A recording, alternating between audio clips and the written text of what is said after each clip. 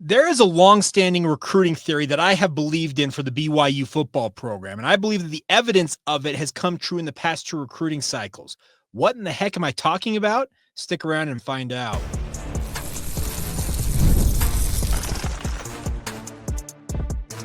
You are Locked On Cougars, your daily podcast on the BYU Cougars, part of the Locked On Podcast Network, your team every day. What's up, everybody? I'm Jake Hatch, your host here on Locked On Cougars, your resident BYU insider. Thank you for making Locked On Cougars your first listen of the day, and more importantly, thank you to all of you who are everydayers with us right here on your original daily podcast focused on the BYU Cougars. Today's show is brought to you by our friends over at Game Time. Download the Game Time app today, create an account, and use the promo code LOCKEDONCollege and get $20 off your first purchase with our friends over at Game Time. All right, I told you guys there's a certain recruiting theory that I believe in wholeheartedly that BYU showing evidence of. We'll get to that momentarily. We're also going to talk about how that theory could really come to fruition with the next recruiting cycle, 2026 for BYU football. We'll get into that, and then we'll finish off today's show by talking a little BYU basketball. What needs to change to get Kevin Young and company back on the right track? We'll delve into that here in just a little bit. But I have thought the BYU football for years, when given the chance to be on a level playing field when it comes to recruiting, they have more than held their own. And what do I mean by level playing field? Well, if you go back, BYU for many, many years, decades in fact, were on equal footing with programs like Utah that they recruited head-to-head against for many, many years. Think about it. They were in the WAC together, the Mountain West. But then things changed in 2011 when Utah went to the Pac-12 and BYU opted to go independent.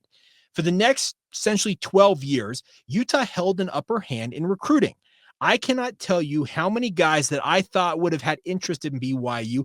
It came down to a myriad of different factors, but one clear factor that I think weighed on a bunch of these young men when it comes to picking a school was that they wanted to play at the highest level of football they could find. And in that case, in that circumstance, it was playing at Utah in many circumstances or another Power 5 program. For years, BYU as an independent tried to portray themselves as Power 5 adjacent. They played as many Power 5 games as possible. I think the most came was at 21 when they played 7 Power 5 opponents, and they had a lot of success.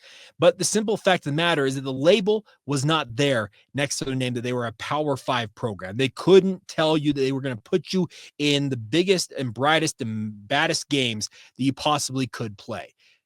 That all changed a few years ago when BYU got that coveted invite to get into the Big 12 Conference, something BYU football fans and just general Brigham Young University aficionados for years have dreamt of, was BYU being able to play at the highest levels of football they were capable of playing at, and that came in the form of playing in the Big 12 Conference. Well, over the past two recruiting cycles in particular, we have seen BYU's floor, I'm talking about like the overall baseline of their recruiting, go up for two successive cycles.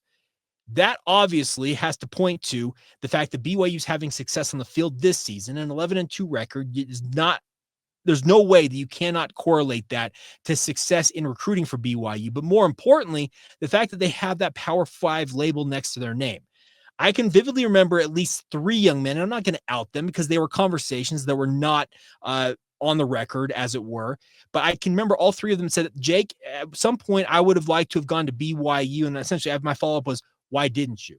And there were, like I said, different reasons why they didn't do it. But the one major theme, and I know 2 of them pointed to it directly, BYU wasn't Power 5 school at the time, and they opted to go elsewhere. Not all of them went to Utah. I remember one went to another Pac-12 school, and if I'm thinking of the other one, he transferred twice. But regardless, the point is that the Power 5 label has changed everything for BYU. The one thing I have absolutely loved the past 2 All-American bowl games, this year was the Navy All-American bowl game, is watching a Falatau Satuala last year, who was a 4-star prospect from Bountiful High School, get down there in Texas, go on national television, do a hat ceremony, and pull on a BYU cap and announce he's going into Provo, Utah to play his football. That was awesome. And then just recently, 2 days ago, we see McCabe Madsen do the exact same thing at the All-American game, puts on a BYU hat and says that's where he's going to play football, when I can tell you essentially everybody that I trust when it comes to recruiting, and I don't proclaim to be the foremost expert on BYU insider on recruiting type stuff, but the vibe was that he was going to Oregon. All Ducks all the time. And for him to pick BYU, a bit of a stunner, but a major major win for BYU and goes to show that I believe when BYU given the opportunity to compete on a level field on the recruiting sphere, they're going to win. And they're not going to win all of them, but they will win a lot. And the nice part is we're seeing evidence of that. I think that BYU has shown an ability to recruit with the best out there. And the fact that McCabe Madsen spurned Oregon tells me that it's more than just money to him when it comes to college football, because I'll say it right now. Oregon has a blank checkbook, and whatever they have to pay, essentially, they can tell a young man, how much will it take for you to come here and play for us? If they want a kid at Oregon, the NIL, the money, it's not an issue. Uncle Phil has opened the checkbook wide open because he wants to see his Oregon Ducks win a national championship, and he believes buying the best and the brightest will give him that opportunity. And maybe at some point it will. But for a kid like McCabe Madsen to spurn that means that he's looking for more than just a paycheck, more than just an NIL check to come and play college football. And as he mentioned, BYU is where he feels most comfortable. He says, I can go out there and live my life and be who I am. And that is a member of the Church of Jesus Christ of Latter-day Saints every day, be proud of it, be around like-minded individuals. And that's what he's looking for in his life. We all know this. If you're listening to this and you don't know this, BYU is not for everybody. It requires a pretty stringent academic workload. It requires you to sign an honor code that forbids a myriad of different things that a lot of young people out there in the world these days like to get into. It cuts out all that. So there are going to be a lot that'll say, thanks, but no thanks when it comes to BYU. But there are many out there at the same time who are looking for an environment similar to what BYU can offer. And oh, by the way, the fact that you can now play the top shelf college football that you've been craving to play, that's a pretty enticing prospect. And I believe that BYU is showing evidence of that with the growing recruiting profile they have right now out there. Is it perfect? No. And it's going to take time for BYU to really get to a top shelf recruiting program. Yeah, it will take some time, and maybe they won't ever get there. But the nice part is the guy at the top, the guy running this thing, the guy that is chiefly responsible for the overall success of BYU football is a BYU guy through and through. That's Kalani Sitake. He believes wholeheartedly in the mission of what BYU is all about. He espouses the ideals that BYU has. He works them into his everyday life of his players that are in his football program. Even if they're members of the LDS faith or not, they are in full agreement with what BYU requires them to be. And that is that you're more than just a football player. You're part of a community. You're part of a brotherhood. You represent a university that is representing a worldwide faith. It is a very, very interesting dynamic that you come into when you come into the BYU football program. But I think the success on the field this year, going 11-2 and adding a guy the caliber of McCabe Madsen, that shows the BYU's doing a lot of good things on the recruiting front, and the best is yet to come. I look at a McCabe Madsen just real quick, and I look at the next kind of Cam Scattaboo type running back for BYU, if that's where he ultimately ends up playing. But more importantly, he also can play defense. The comparisons to guys like Harvey Longy out there I've seen on the internet, very apt comparisons. BYU's had a really, really good track record of success with linebackers of late, and they've got a trio of really, really good ones right now. Well, McCabe Madsen might be the latest in that. And the nice part is he is going to be a welcome addition to BYU when he enrolls in 2027, I think is that would technically be when he enrolls. But you look at it, and he, along with a number of other guys, Falataw Satuwala, et cetera, are showing that the vision that Kalani Sitake has had for BYU is coming to fruition. And all it really took was them finally breaking through and getting that Power 5 label attached to their name. And then the proverbial sky is the limit now for BYU. Now, what do they need to do to take the next step in recruiting and really become a national force on the recruiting front? Well, the 2026 cycle, it has got some high-level talent that has got a lot of different ties to BYU, whether they're via the Church of Jesus Christ of Latter-day Saints, whether they're via family that's played for the Cougars. There are a lot of guys out there who are high-level athletes at BYU. If they want to show more evidence of what I've talked about, well, 2026 is a great place to start. We'll delve into that momentarily right here on Locked On Cougars. Today's show is brought to you by our friends over at TurboTax. It's a message from our sponsor, Intuit TurboTax.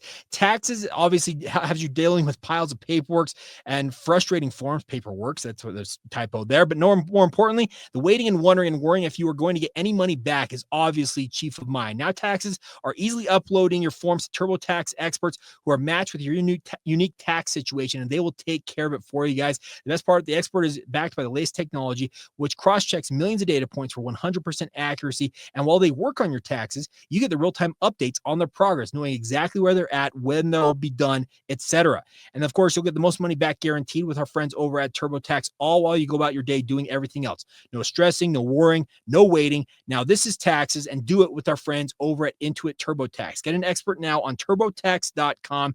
Only available with TurboTax Live full service, my friends. Real-time updates are only available in the iOS mobile app, and you can see guarantee details at turbotax.com/guarantees. But once again, get an expert who will take care of all of your tax concerns, and do it today at turbotax.com.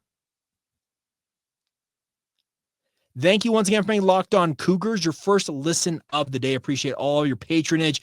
All right, let's talk BYU football looking forward on the recruiting front. Now, the 2025 cycle is not done, and I think that McKay Madsen, he puts a really, really nice sheen on that 2025 class because I think they got a lot of good athletes in it, and it sets them up, I think, to have some extended success, especially with a guy, like I said, a guy like Madsen who's going to go on a mission. He'll be back in a couple of years, and that's kind of par for the course with BYU, some of the best athletes. You have to put a pause button essentially out there and say, hey, see you in a couple of years. But the nice part is 2026, the upcoming recruiting cycle for BYU, gives them an opportunity to make a major impact on a national level. And it's headlined by two particular athletes that I think are, I want to say must-gets for BYU, but if they really want to show evidence of what I've talked about, the fact that they can compete on a national level, you got to get these two guys, because that would, I think, indicate to the rest of the country that, hey, BYU is going to be a force on the recruiting front. Number one, Ryder Lyons, Folsom, California. Now his older brother Walker passed on BYU and ultimately signed with USC as a tight end prospect from a couple of years ago. Ryder is also planning on going on a mission, but he is a bona fide five-star athlete who has got every accolade and essentially every offer under the sun available to him out of Folsom, California.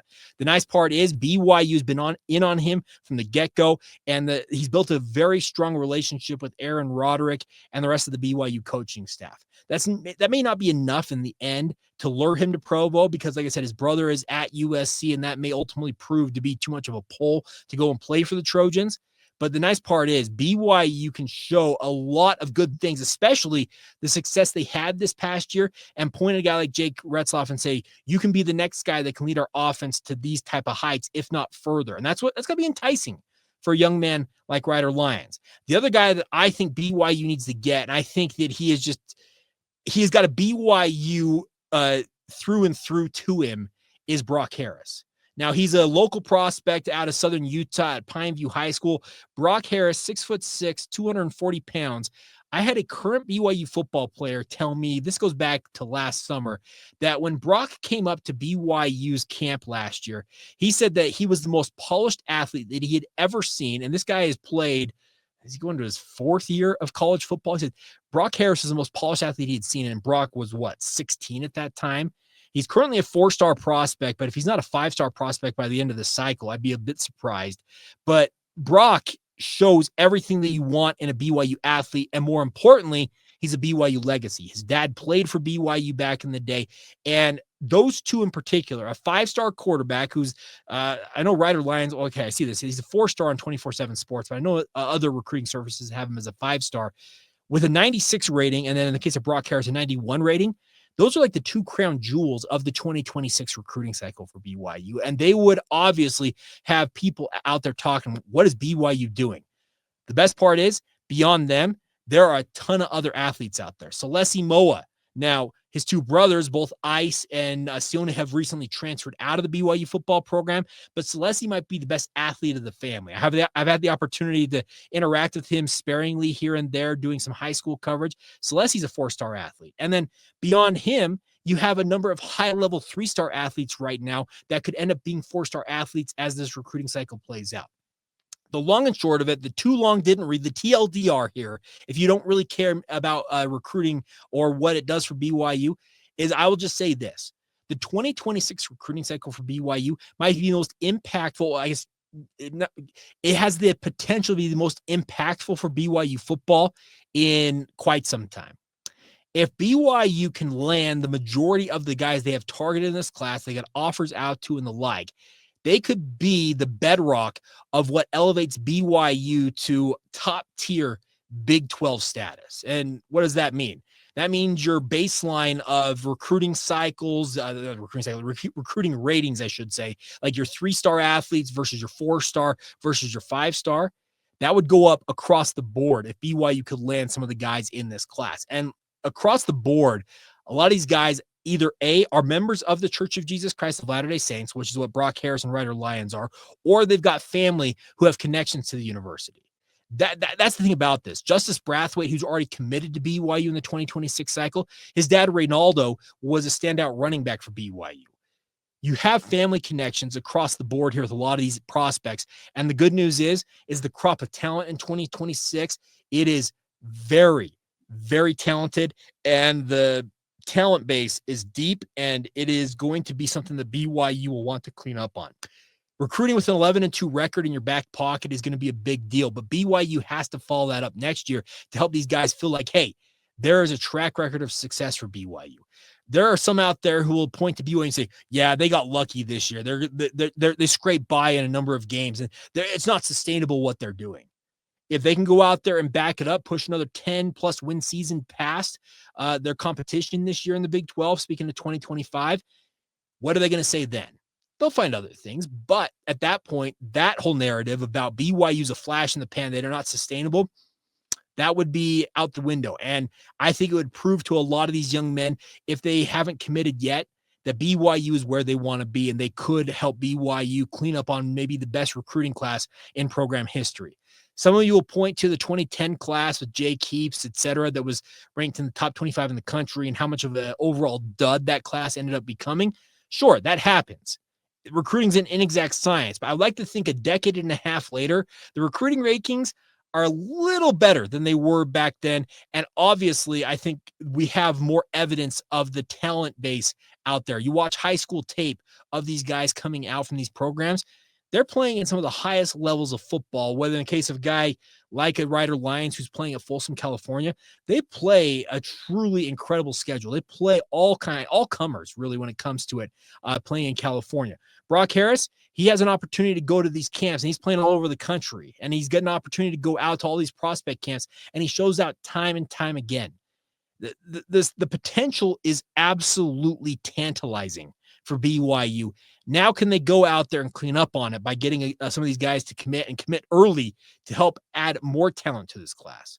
And the thing about it is, let's say Ryder Lyons does commit to BYU. He is going to have connections to players all over the country and say, hey, he picked BYU. Why did he pick BYU? And then he can in turn say, this is why I picked BYU. This is why you should come and play with me at BYU. And this is what we could accomplish in BYU uniforms. We all want to see BYU break through and win a Big 12 title. We all want to see them play in a Big 12 title game. Heck, we all want to see them play in the college football playoff and have a chance to play for a national championship. What you need is high-level talent in your program, because there is a corresponding record out there of how many star players you get. And I'm speaking of like 4-star, 5-star players. There is a correlation across how many of those guys you have in your program and how much success you're going to ultimately have on the gridiron, and really where your ceiling is as a program. BYU for a long time has prided itself on being a developmental program, and they should. That is going to be the lifeblood of BYU football for decades previous and decades to come. But when you have an opportunity like the 2026 class that's got bona fide top-tier talent in it, you got to go out and clean up on it as much as humanly possible and have that raise the floor of your program once again, and hopefully elevate it to a level where, yes, you're developing 3-star athletes into 4- and 5-star production types at this current juncture for BYU. What could you do with more 4-star prospects who come in and develop? How much more could you do with a 5-star who's got just all-world talent? That's the hope for BYU. And 2026 gives that opportunity, and I hope that they take advantage of it and add the talent necessary to elevate themselves and, fingers crossed, get across the finish line there and play for that national title, because I would love to track BYU doing that, and I hope that they do that in the very near future. All right, there is a program out there that is absolutely cleaning up on the recruiting front, but right now on the actual gridiron, in their case, the hardwoods, it's not playing out the way we all expected it to, and that's BYU basketball. What do they need to do to get back on track? We'll delve into that as we wrap up this edition of Locked On Cougars next.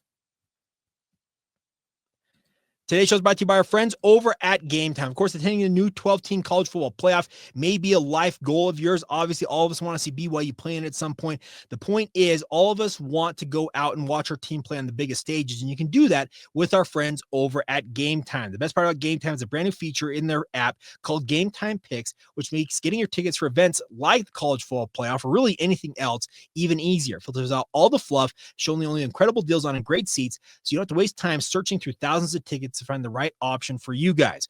Obviously, all of us want to have a great experience when it comes to buying tickets to events, whether it's sporting events, theater, comedy. The best part about Game Time is you can go online, filter through it, and I love the fact that you can have the all-in pricing feature. It shows exactly what you're paying right up front, fees included, so you know exactly what you're paying, and then you're off to the event you're looking forward to going to, and then you can have also the live look at what your seat view will look like right there in the app. Take the guess right of buying your tickets and do it once again with our friends over at Game Time. Right now, download the Game Time app, create an account, and use the promo code LOCKEDONCollege for $20 off your first purchase. Terms apply. Again, create an account and redeem the promo code LOCKEDONCOLLEGE. That's Locked On College for $20 off. Download Game Time download Game Time today. Last minute tickets, lowest price, and of course, it's all guaranteed. Thank you once again for making Locked On Cougars your first listen of the day. If you have not done so already, join the Locked On Cougars Insider Group and get the inside scoop on all things BYU sports. And I truly do appreciate all of you who have signed up so far, and we're absolutely having a great time over the Locked On Cougars Insider Group. Join today. Get a 14-day free trial to see if it's the right option for you guys. Click the link in the show notes below and join us and have the inside scoop on all things BYU sent directly to your phone in the form of a text message. All right. Before we go on today's show, BYU basketball is now 1-3 in the Big 12 Conference, and all of a sudden, there are alarm bells ringing about BYU basketball. I talked more about it in a postcast I did shortly after BYU lost to TCU on Saturday afternoon. That was a disconcerting loss. There's just zero doubt about the fact that BYU suddenly finds themselves at a bit of a crossroads. There are still 16 games to go in this season, and there is still an opportunity for BYU to course correct and get back on track. That will begin tomorrow night when they take on Oklahoma State in a pretty high-profile matchup because, simply put, you got to beat the Cowboys. The Cowboys, like BYU, are currently 1-3 in the conference. Then, Saturday night, you go to Salt Lake City to the Huntsman Center to face off against the University of Utah, who, just like BYU, are 1-3 in conference. BYU currently is sitting mired near the bottom of the conference standings, and that's not where any of us expected BYU to be. When they lost to TCU, it exposed a whole lot of issues I think BYU is continuing to try and figure out about itself. Number one, who is the leader or leaders of this team?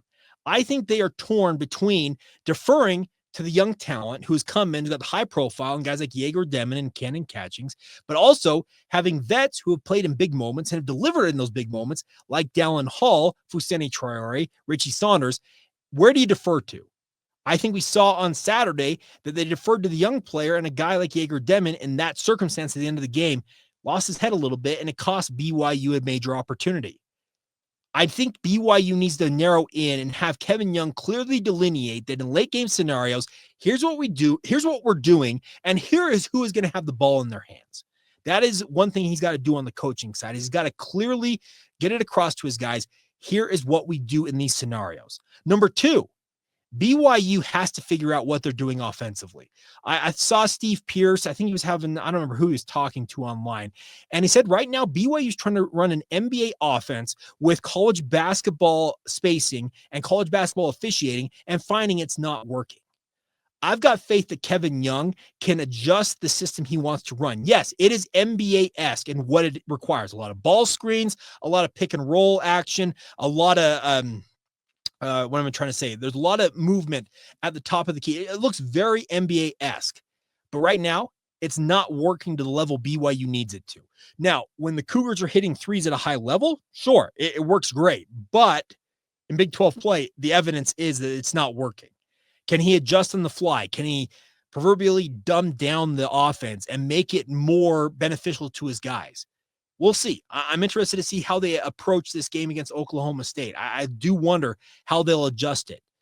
I think BYU's been okay defensively. Honestly, I do. And I know that there's some thought that the peel switch defense that Will Voigt brought to BYU, it's just too advanced for BYU's players to run it. I don't believe that that's the case. I just think it hasn't been given a true opportunity to really take root because of some of the injuries they have dealt with this season. And it may very well take until next season before it really gets to what they envision it could be for BYU with that particular defense. What I have seen defensively is Will Voigt has been willing to go to zones. He's been willing to go to just straight up man. He's been changing up the defenses. I think BYU's been okay on defense. The one thing defensively they still need to be better about is defending the three-point line. If guys get hot from beyond the arc, run them off the three-point line. And once again, this comes back to the coaching element. Can Kevin Young adjust on the fly here? He's a rookie head coach at the college level. And don't say don't tell me he's been a G League head coach, but how long ago was that? And also the G League, it's not like NBA and it's also not like college basketball. It's a developmental league. And I know that college is considered to be a developmental league in its own right, but they're just very different circumstances. I've got faith that Kevin Young will figure this out, but he can't take too long because once again, I said it on Saturday, I'll say it again. I think the baseline expectation for BYU this season was to make the NCAA tournament. And you can say, well, Jake, that seems like too far out of no. With the talent that Kevin Young recruited and is recruiting, those guys are expecting to play in the big dance. They're expecting to play in these NBA arenas around the country, and they're expecting to be on national television come the end of the year. That is what those guys see when they watch college basketball. They see March Madness, and they see how these stars are made in March. They want to be those guys. Every guy wants to have that epic picture of Jimmer Fredette elevating against Gonzaga back in 2010 and being on the cover of Sports Illustrated. Everybody envisions that's what they're going to be. So yeah, the baseline, at least my baseline for success for BYU basketball this year was to make the NCAA tournament. What is that going to take? Well, it's going to take you being at least 500 in conference. You're currently 1-3. So down the stretch, you've got to find a way to get back to 10-10, if not 11-9, to find your way into the NCAA tournament. And along the way, you've got to start to play better basketball. You've got to be able to figure out, once again, who the proverbial alpha is for BYU. Looking at that TCU game, I wanted that ball in Dallin Hall's hands. And I know that the ball action required he give it off to Diego Demon, but Demon got caught, and it's true of young players across college basketball is that in tough circumstances they can become discombobulated and they can have a tough time figuring out things on the fly. I want to see BYU learn from what they have done the past 3 games. I said it Saturday also that BYU this week, it's a must-win week. You got to go 2-0 this week. You got to claw your way back to 3-3. Oklahoma State and Utah are supposed to be bottom tier Big 12 programs. You should, if you're BYU and you aspire to be at least middle tier Big 12, you got to beat these guys. And I know there's a rivalry element to Utah and BYU on Saturday, and we'll visit that down the road here as that game gets a little bit closer coming up on Saturday night. But the focus has to be, doesn't matter how you get it, you got to beat Oklahoma State. You got to find a way to show that, hey, we can figure some things out here. It may not be a finished product. And heck, I'm not expecting a finished product for BYU for a month plus probably from now. I really think when BYU gets to the 10th game of the Big 12 slate, I think we'll have a full vision of what BYU is this season. But right now, the vision of them, what we're seeing on the court, it's disconcerting at best, and it's downright terrifying at worst because they don't look competitive. They look like teams. They look like a team that doesn't really believe in what they're trying to run in late game scenarios. And more importantly, they're getting into some of these tight contests. I look most notably at the TCU game. I also look a little bit at what happened. I know the Houston game is a bit of an outlier. You just got absolutely demolished in that game. But you look at some of these other games BYU has played in Big 12 play so far, is that they seem like the moment right now is too big for them. If you think this moment's too big for you, get in the Big 12 championship, get in the Big 12 tournament, get into the NCAA tournament. And that's when the stage is just the biggest and baddest it's going to be. And if right now it's too big for you, what makes you think you're going to thrive in that circumstance? You got to start right now. You got to start clawing your way back up the totem pole. And the way to do that, beat Oklahoma State tomorrow night. They just got absolutely demolished by Utah. Can you do that? Can you run them out of the gym once again on your home court? Fingers crossed they can, because if they can't, then I think, yeah, it's a really, really scary thing to consider what BYU may end up becoming this season. All right. That's it. All right. Thank you for all of what you guys have shared with the podcast. I've had some great interactions with y'all out in, I call it the wild, when I'm out there in the world talking with people. All the support you guys give this podcast, it means the world to us. So thank you so much for all that you guys have done. And obviously a big thank you to all of you guys out there who comment, subscribe, rate, review, share with your family and friends. Everything you guys do to help this podcast is very much appreciated. And as always, thank you for making Locked On Cougars your first listen today. And until tomorrow, everybody, have a great rest of your day. And a big thank you once again for being everydayers right here on the Locked On Cougars podcast.